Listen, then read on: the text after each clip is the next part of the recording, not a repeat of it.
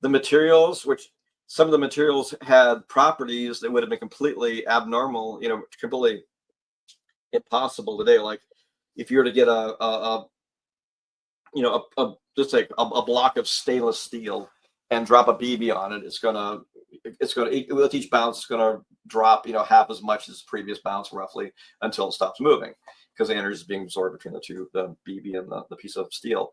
But with what they had, you could, if you were to have a BB and you drop it, it would hit it and bounce, and it would able to keep hold of that energy as it was bouncing off that piece of steel.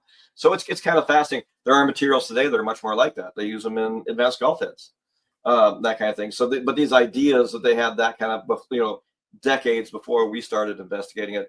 And then, you know, if you want in the science idea of how these materials came together, it's not like we're discovering new kinds of, you know, elements out there in the universe. There's ways they can show that pretty much the elements we know of are the elements that are out there. But when you heat up a material and you let it cool, you can change the way it reacts to different things.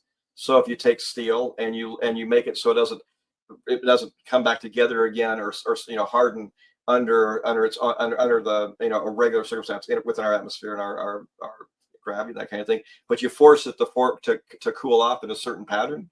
When you create that certain pattern, you can create intensely strong materials, very light materials, those kind of things. So the technology, the idea that you can take elements that exist here, but they're in a different form, is kind of, you know, the idea of how it could work, and how you could create a metal. Like a lot of people, you know, talked about this memory metal idea. You could wrinkle it up and it you know, come back to its own shape and size, and you know, all that.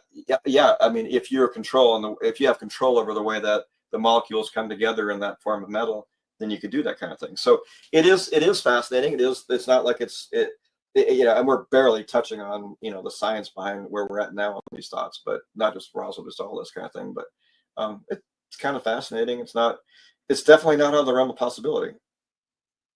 And it, you know, it was enough. Like my grandfather definitely, you know, you know, telling his grandkids basically, it's to the point where he was gone, you know, that this was a real event. My father, a brilliant doctor, is actually a very brilliant physicist, as